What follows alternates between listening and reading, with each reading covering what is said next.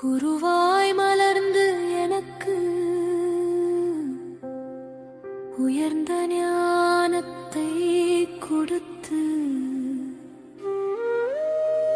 என் இருளை நீக்கி தெளிவு பெற்று என் வாழ்க்கை அன்புமயமாக்கிய தெய்வமே.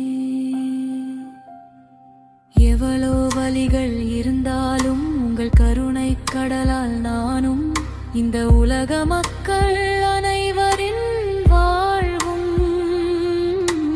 இறைவன் ஒன்று என்று உணர்ந்து என்றும் கொண்டாடமாய் வாழ இந்த திருநாள்